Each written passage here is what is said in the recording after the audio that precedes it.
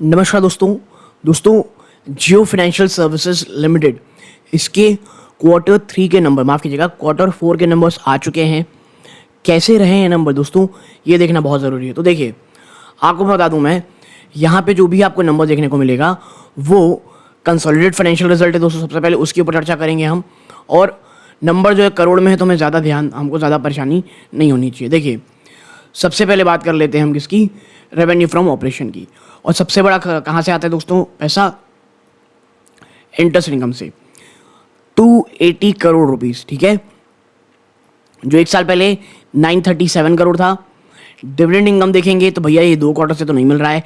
एक साल पहले 216.85 करोड़ था। फीस कमीशन और सर्विस चार्ज देखेंगे 30.51 करोड़ आया है, जो पिछले क्वार्टर में 41.427 करोड़ था। और एक साल पहले ये 151 करोड़ था। Net gain on fair value change देखेंगे 106.85 करोड़ आया है, जो एक साल पहले 547 करोड़ था और पिछले क्वार्टर में 103.26 करोड़ था। ठीक है, आप इन सब को जोड़ लेंगे तो टोटल रेवेन्यू फ्रॉम ऑपरेशन देखेंगे 418.10 करोड़, जो एक साल पहले 1853 करोड़ था और पिछले क्वार्टर में 413 करोड़ था दोस्तों। ठीक है, अदर इनकम देखिए ये नेग्लिजिबल है। तो आप जब इन सबको जोड़ लेंगे टोटल इनकम जो आपकी निकल के आएगी 418.18 करोड़। एक साल पहले इसको 1854 करोड़ और पिछले क्वार्टर में आप देखेंगे 414 करोड़ रुपए।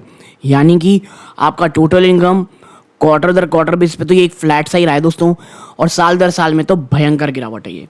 और वो निवेशक जो ये बात कहते हैं या सोचते हैं कि भैया नंबर्स कुछ नहीं आ रहे हैं, बिजनेस कुछ नहीं दिख रहा है और स्टॉक भागे पड़ा है, और पिछले कुछ दिनों में अगर आपको याद हो तो इस स्टॉक को जो सबसे बड़ा पुश मिला था कि भाई जो अब जियो है या रिलायंस जो भी आप कह लें, प्लस ब्लैक रॉक, ये अब वापस एक आप कह सकते हैं ब्रोकिंग बिजनेस में भी एंटर करने वाली है। ठीक है, म्यूचुअल फंड तो था ही था, अब ब्रोकिंग बिजनेस भी आ गया है, उसने स्टॉक को एक बड़ा बूस्ट दिया। और देखिए, एक बात मैं आपको बता दूं, अभी भी जब आप जियो का नंबर देख रहे हैं तो कुछ ऐसे एक्साइटेड मत हो जाइए कि कुछ हो रहा है। अभी सिर्फ एक आप कह सकते हैं, अब मुझे ऐसा लगता है पर्सनली कि चीज़ें भी आकार ले रही हैं दोस्तों। और करेंटली जो जियो फाइनेंशियल के जो अभी नंबर्स आए हैं ये इस बात को दर्शा रहे हैं कि भैया अभी सब चीज़ें पेपर में हो रही हैं। ओरिजिनल में अभी कोई भी ऐसा मिरेकल आपको होता हुआ नहीं दिखाई देगा। ठीक है, अब खर्चों पे आते हैं तो देखिए, फाइनेंस कॉस्ट एक साल पहले 10 करोड़ था। इम्पेयरमेंट कॉस्ट छोड़िए, एम्प्लॉय बेनिफिट एक्सपेंस 39.33 करोड़ है, जो एक साल पहले 116.04 करोड़ था और पिछले क्वार्टर में 33.87 करोड़ था। ठीक है, फिर बड़ा खर्चा आता है अदर एक्सपेंसेस का 56.63 करोड़ है, जो एक साल पहले 177.43 करोड़ था, पिछले क्वार्टर में 59.43 करोड़ था। आप इन सबको जोड़ लेंगे तो टोटल एक्सपेंस जो निकल के आएगी 103.12 करोड़, जो पिछले क्वार्टर में 98.95 करोड़ है, जो पिछले साल 327.31 करोड़ था। और टैक्स के पहले प्रॉफिट बिफोर टैक्स आप देखते हैं 392.67 करोड़ आता है, जो एक साल पहले 1955 करोड़ था, ऑलमोस्ट 2000 करोड़ के आसपास पहुंच गया था। पिछले क्वार्टर में ये 381 करोड़ था।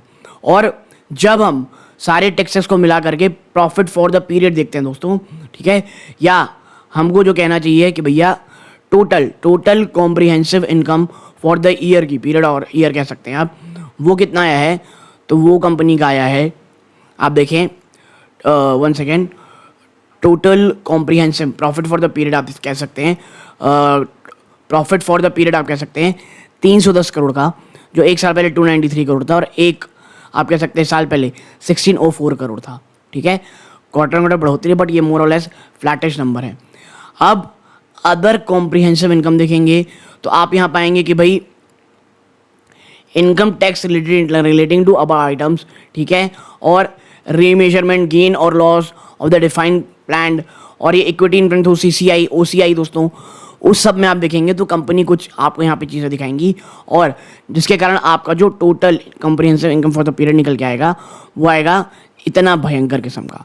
लेकिन जो रियलिटी आपकी कोर बिजनेस के थ्रू वो यही दिखेगी, और इसका असर आपको दिखेगा कहाँ पे, EPS पे, जो अभी भी मात्र 49 पैसे निकल के आया है, जो एक साल पहले 2.5 रुपये की भी ऊपर था और पिछले क्वार्टर मात्र 46 पैसा था।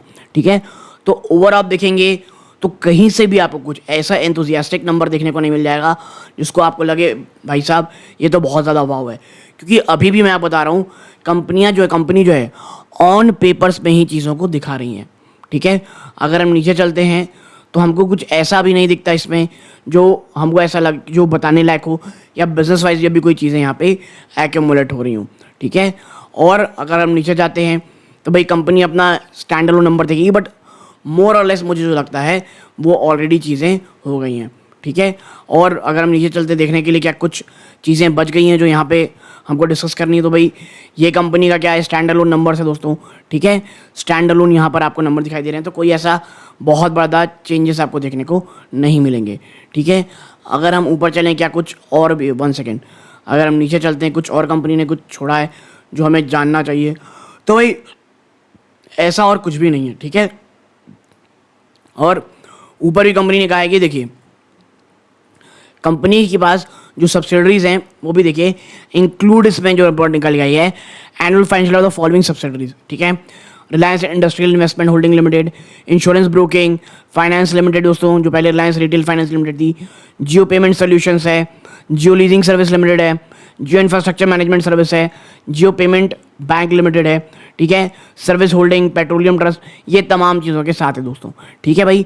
तो नंबर्स इस प्रकार के हैं कि कोई ऐसा वाव फैक्टर नहीं आया है। अब मुझे ऐसा लगता है मंडे को देखना पड़ेगा कि इसके ऊपर बाजार किस तरह से रिएक्ट करता है दोस्तों, ठीक है। तो एक बहुत छोटी सी एनालिसिस आप लोगों के साथ शेयर करनी थी। वीडियो अच्छी लगी हो वीडियो को लाइक करके चैनल को सब्सक्राइब जरूर कीजिएगा। ये वीडियो का अंत है।